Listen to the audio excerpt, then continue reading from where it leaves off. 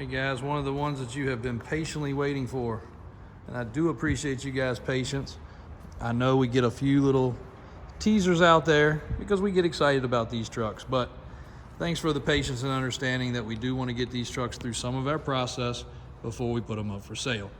This one is not completely finished with our processing, but it's close enough that I know the ins and outs, the top and the bottom, and all the things about the truck to say that it is what it's supposed to be.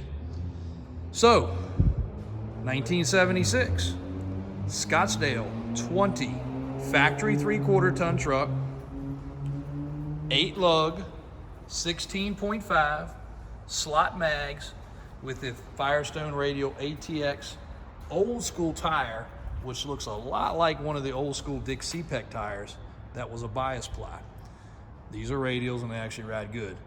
I've had 2 of my employees drive this truck, and I just throw them in these trucks. They go to get gas, they go to get, run an errand for me.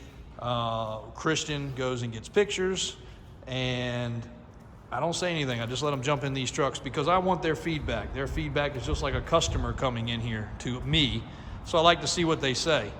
I knew when they jumped in this truck, they were going to be pretty impressed, but I wanted to wait and see what they said. Both came back and said, this is one of the nicest, tightest driving trucks that we've had in a long time for this setup.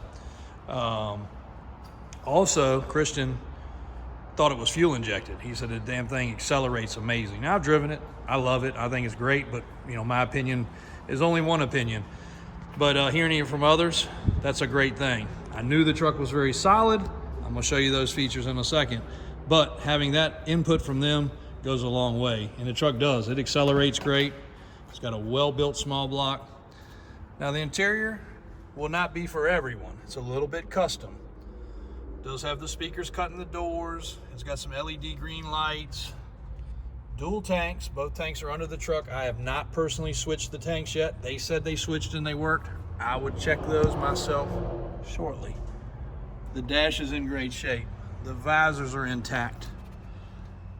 Factory visors with the factory sticker. Aftermarket steering wheel, wood grain and billet. Trailer brake control. Custom upholstered seat. And the seat fits good. It's comfortable and it's very, very plush. And then a little green streak in the door panel, and but it's era correct, I guess, for a custom interior for this age truck. Most every piece of the paint on this truck is original. Now, I'm not saying it has not had a panel painted somewhere, and there is a specific color green that this is. This is factory paint on this truck, guys, and factory color. And again, you see the hood. It could use a good heavy buffing, but there is enough paint there to work with. We didn't go overboard on that. Leave that to the next customer, or if you say, hey, buff it, we'll do it. Aftermarket grille. The Holley headlights, which are a very expensive upgrade for these red round eye trucks, but we have them in the Suburban. Just came back from taking a family trip with that. Driving at night, excellent. Very, very, very good era correct upgrade for these trucks.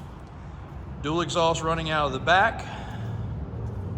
All the stainless racetrack trim is intact. I do have some tires and wheels laying in the back, but you can see got an old school Rhino liner. The stainless bed rail caps. Aftermarket front and rear diff covers. I don't know what manufacturer they are, but they're pretty cool. They're heavy duty. And even has a skid plate / U-joint guard on the 14-bolt rear axle. The undercarriage has been sprayed underneath, but it's not hiding anything. You'll see the raw bottom of the floor there for the bed.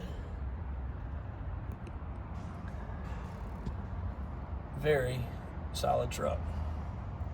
You can see the cab corners. You can see the factory little dimples where it was welded together. You got one teeny little bubble starting right there in the cab corner.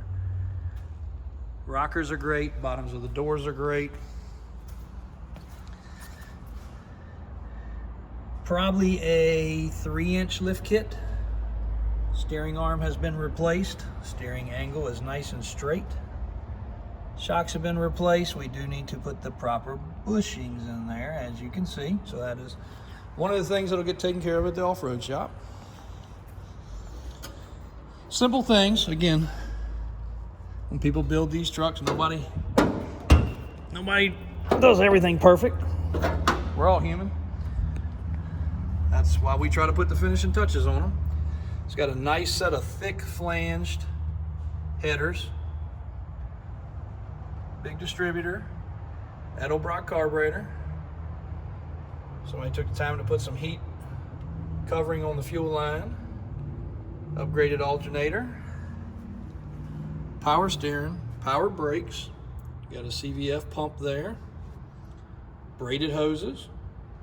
Nicely done.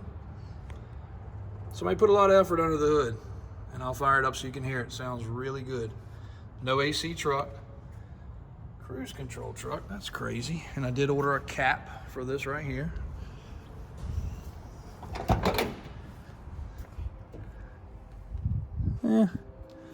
No cruise. Strange. This should be the servo for a cruise control, but we'll research that a little bit more. And a battery kill switch, which is right there. So if you leave it parked or you don't want somebody to steal it, there you go. Original inner fender wells. Again, no AC truck. Easy enough to add a vintage AC system though. And these here, for those that ask, correct me if I'm wrong, but these should have been for a camper top tie down. That should have been where you tied down the front side of your slide-in camper. If I'm wrong, again, let me know. It's got the camper style mirrors on it that flip out. Cool little old school steps. And again, on this side too,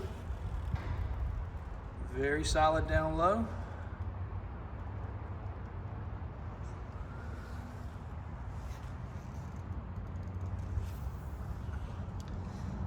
Floor pans are in good shape. Cab supports are in good shape.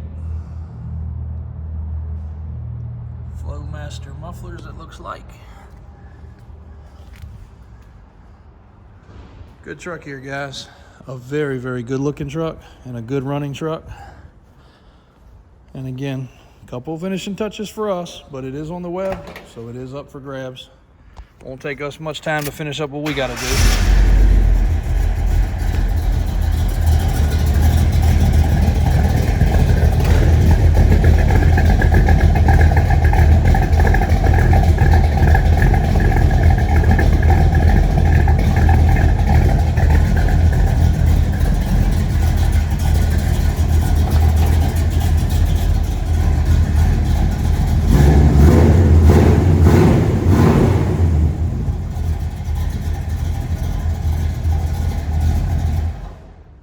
Sounds good.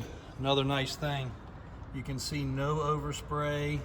Those are factory rivets around the information plate, and the information sticker still super clean in the door jamb. Still got the little rubber right here on the striker, and this door, what a nice close. Just solid, nice truck. Very good survivor, I would call it. Moderately lifted. Put a regular grill in it if you don't like the grill.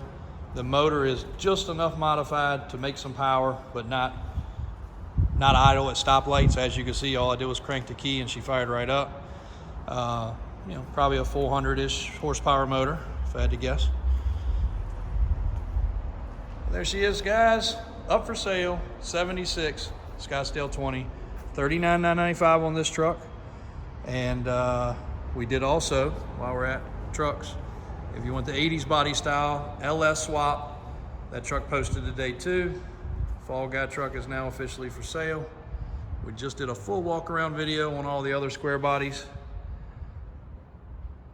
So feel free to reach out with any questions, any upgrades, anything you need.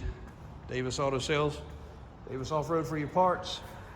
Merchandise on the website, even a specific square body shirt. through our e-commerce store, davisautosales.com or davis4x4.com. Thanks again, guys. Appreciate all y'all's support.